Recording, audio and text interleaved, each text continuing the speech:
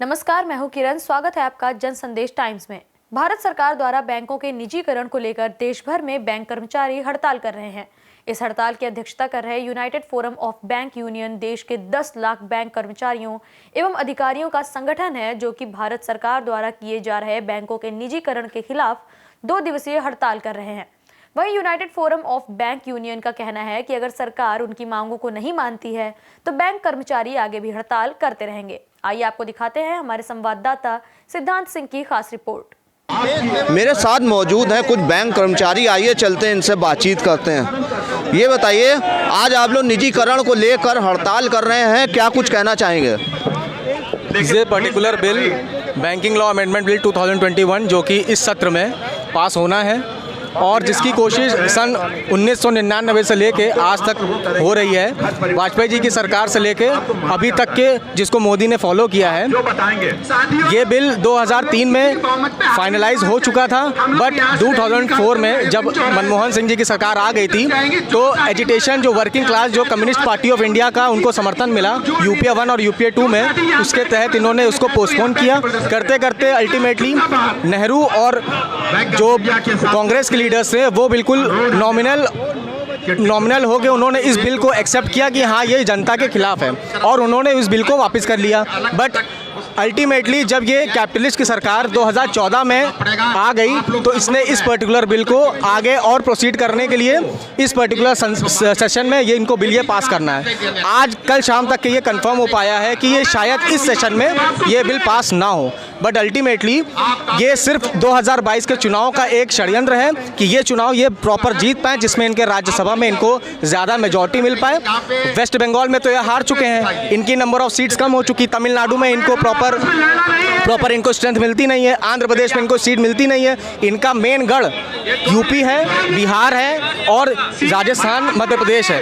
ये चाह रहे हैं कि मैक्सिमम से मैक्सिमम ज़्यादा से ज़्यादा ये राज्यसभा की सीट्स ऑलरेडी ले पाएँ, जो कि ये नाकामयाब रहे तो 2014 में और ये बिल नहीं पास कर पाए थे। अब 2019 में अब ये मेजॉरिटी में फुल आ चुके हैं। बिना बताए संसद में विदाउट एनी डिस्कशन लोकसभा में ये बिल पारित कर दिया जाता है और जो बिल के खिलाफ थोड़ी सी भी आवाज़ उठती है, स्पीकर से ये वेरीफाई करा लेते हैं कि ये पर्टिकुलर बिल मनी बिल है। बट अब ये पर्टिकुलर बिल लोकसभा में पास हो जाएगा, लेकिन राज्यसभा में अगर स्टेट की जितनी भी स्ट्रेंथ है अगर इनको नहीं मिल पाई तो राज्यसभा में इनकी मेजॉरिटी नहीं हो पाएगी और अल्टीमेटली ये बिल पास नहीं हो पाएगा। इसीलिए हम लोग इसी यूपी गवर्नमेंट के चुनाव को फोकस कर रहे हैं कि इसमें इनकी सरकार ना आए और हम लोग का आंदोलन जो कि एनसीबी लीड कर रही है, यूएबीयू को जिसमें कि 9 यूनियन है, एआईबीए के हमारे जो लीडर हैं सीएच वेंकटाचलम, सब लोग जो आदेश देंगे ये हड़ताल आगे भी जारी रहेगी। और केंद्र सरकार जो निजीकरण कर रही है, इससे जनता को, आम आदमी को सीधा नुकसान क्या पहुंच सकता है? सीधा नुकसान ये होगा कि एक प्राइवेटाइजेशन बिल जो कि एलाइट सेक्शन के लिए होता है, बड़े सेक्शन के लिए, इसीलिए हम लोग इसी यूपी गवर्नमेंट के चुनाव को फोकस कर रहे हैं कि इसमें इनकी सरकार ना आए और हम लोग का आंदोलन जो कि एनसीबी लीड कर रही है, यूएबीयू को जिसमें कि 9 यूनियन है, एआईबीए के हमारे जो लीडर हैं सीएच वेंकटाचलम, सब लोग जो आदेश देंगे ये हड़ताल आगे भी जारी रहेगी। और केंद्र सरकार जो निजीकरण कर रही है, इससे जनता को, आम आदमी को सीधा नुकसान क्या पहुंच सकता है? सीधा नुकसान ये होगा कि एक प्राइवेटाइजेशन बिल जो कि एलाइट सेक्शन के लिए होता है, बड़े सेक्शन के लिए होता है, उन्हीं को ही फ़ायदा होना है। अल्टीमेटली एयरपोर्ट से लेकर रेलवे से लेके और जितनी बीएसएनएल है सबको प्राइवेटाइज करके या तो उसको डिसइन्वेस्टमेंट कर रहे हैं या तो उसको वाइंड अप करके तुरंत ख़त्म कर रहे हैं। बट बैंकिंग जो कि 1969 में प्राइवेटाइजेशन से नेशनलाइजेशन हुआ, 14 बड़े बैंकों का नेशनलाइजेशन हुआ, उसके बाद 6 और बड़े बैंकों का 1990 में नेशनलाइजेशन हुआ, जो कि सिर्फ और सिर्फ हमारे जितने भी पब्लिक सेक्टर यूनिट्स हैं वो देश में एक सेक्शन के पास पहुंच पाए, इसलिए नेशनलाइजेशन की प्रोसेस होती है, ना कि प्राइवेटाइजेशन की प्रोसेस कि सबको मिडिल क्लास के ऊपर के स्तर को फ़ायदा हो और उनके नीचे वालों को फ़ायदा ना हो। हम पॉवर्टी को, हम डिप्रेस क्लासेस को, वनरेबल क्लासेस को हम इग्नोर नहीं कर सकते। ये हमारे देश की नींव है। अच्छा, क्या कारण लगता है आपको कि केंद्र सरकार निजीकरण पे आमादा है? पहले भी गवर्नमेंट चलती रही है लेकिन निजीकरण पे इतना ज़्यादा फोकस नहीं था। इस सरकार का निजीकरण पे इतना ज़्यादा फोकस क्यों है? नमस्कार, मेरा नाम ईशान श्रीवास्तव है। मैं रीजनल सेक्रेटरी हूँ एनसीबी यूनियन का। मुझे आपके प्रश्न का उत्तर मैं कुछ ऐसे दे सकता हूँ कि बहुत पहले जब हम आज़ाद हुए तो बहुत सारी सरकारी संस्थाएं उस समय प्राइवेट हुआ करती, जो आप देखते हैं, चाहे वो एयरवेज रहे होंगे, चाहे ऑयल कंपनीज रहे होंगे। उस समय की सरकार ने प्राइवेट हाथों से निकाल के पब्लिक के हाथों में दिया कि अब जनता का पैसा जनता के हाथ में रहेगा। इस सरकार की प्राइवेटाइजेशन के पीछे की सोच ये है कि हमारा जो पैसा है, हमारा आपका पैसा है, जनता का पैसा है, वो हमारे पास न रह के कुछ चुनिंदा हाथों में चला जाए। मैं नाम नहीं लेना चाहूँगा कंपनीज का, आप सबको ही जानते हैं, पर्टिकुलर आदमियों का नाम जानते हैं जिनके हाथों में आज के समय में इंडिया की इकोनॉमी डील कर रही है। बट सरकार की सोच ये है कि आने वाले समय में उनके इलेक्शंस होने वाले हैं, लोकसभा और विधानसभा के दोनों के, जो आप सभी जानते हैं। अब इन्हीं कॉर्पोरेट सेक्टर से उनको फंडिंग मिलती है इलेक्शंस की। अगर ये नहीं होंगे तो इलेक्शन में फंडिंग कैसे होगी? आदमी अपने जितने भी बड़े बड़े प्रोग्राम, बड़े बड़े कार्यक्रम करता है, बनारस में करता है, उत्तर प्रदेश में कर रहा है और अलग अलग जगहों पे जाके कर रहा है, उन सबका फंड्स कहाँ से जनरेट होगा? उनका पैसा निकलेगा तो कुछ सरकारी जो हमारे लीडर्स हैं उनके हाथों में पैसा जाएगा। तो सरकार की ये सोच है कि अपना फायदा देखने के लिए वो निजीकरण कर रही है जिससे उनको धन की प्राप्ति हो सके। अच्छा, आप लोग पहले भी निजीकरण के खिलाफ हड़ताल करते हैं जो आप सभी जानते हैं। अब इन्हीं कॉर्पोरेट सेक्टर से उनको फंडिंग मिलती है इलेक्शंस की। अगर ये नहीं होंगे तो इलेक्शन में फंडिंग कैसे होगी?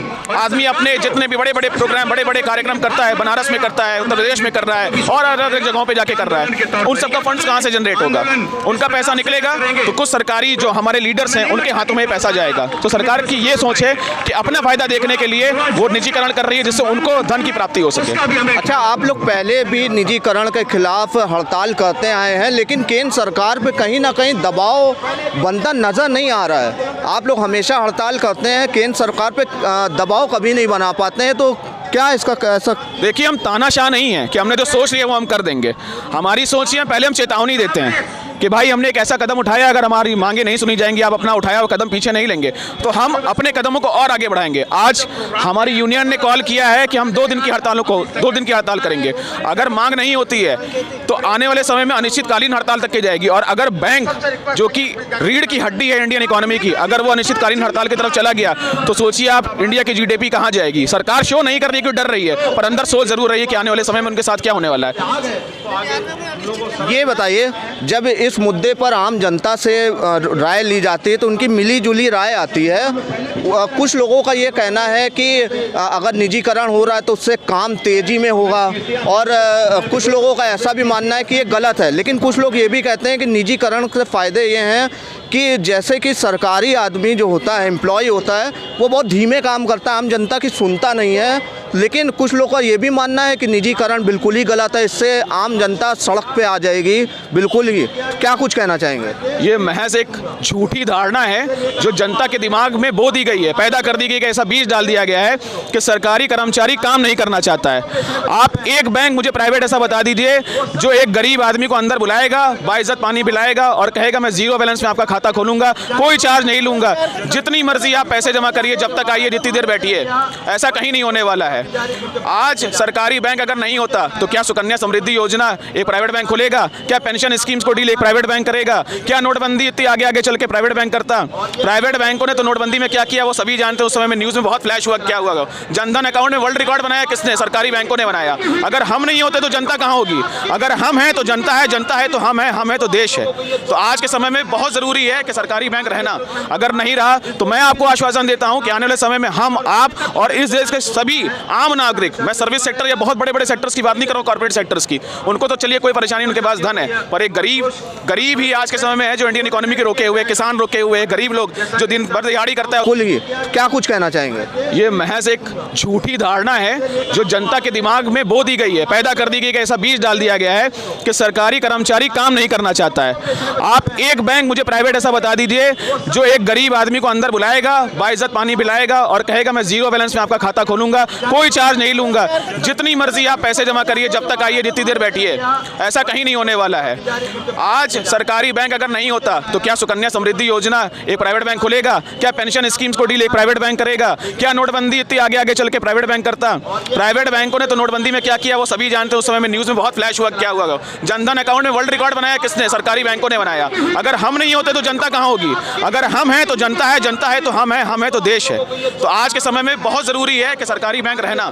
अगर नहीं रहा तो मैं आपको आश्वासन देता हूं कि आने वाले समय में हम, आप और इस देश के सभी आम नागरिक, मैं सर्विस सेक्टर या बहुत बड़े बड़े सेक्टर्स की बात नहीं कर रहा हूं, कॉर्पोरेट सेक्टर्स की, उनको तो चलिए कोई परेशानी, उनके पास धन है, पर एक गरीब ही आज के समय में है जो इंडियन इकोनॉमी के रोके हुए, किसान रोके हुए, गरीब लोग जो दिन भर दिहाड़ी करता है, उसके बाद 300 रुपये कमाता है और सरकारी बैंक में आके जमा करता है और सोचता है उस पर हमको ब्याज मिलेगा, वो अपनी घर की रोटी कैसे चलाएगा?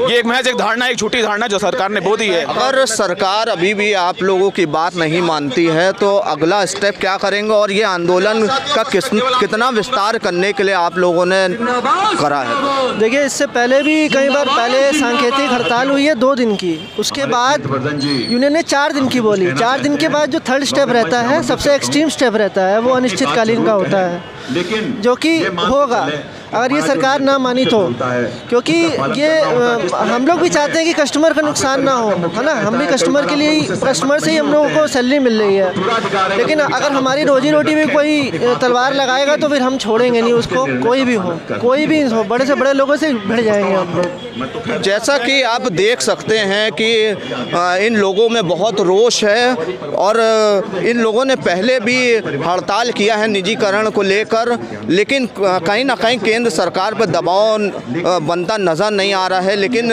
उसी के चलते केंद्र सरकारों को ये भी सोचना चाहिए कि आने वाले चुनाव में, जो कि बहुत ही नज़दीक है, कहीं इनका रोष वोट में ना बदल जाए और सरकार को नुकसान उठाने का सामना ना करना पड़ जाए। उसी के चलते जन संदेश टाइम हर उस आम इंसान की आवाज़ बनता रहा है और हमेशा बनता रहेगा। हम न सत्ता के हैं, न पक्ष के हैं, न विपक्ष के हैं, हम आम जनता की आवाज़ हैं और हमेशा अपना काम पूरी जिम्मेदारी के साथ करते रहेंगे। कैमरामैन आलोक के साथ मैं सिद्धांत सिंह, जन संदेश।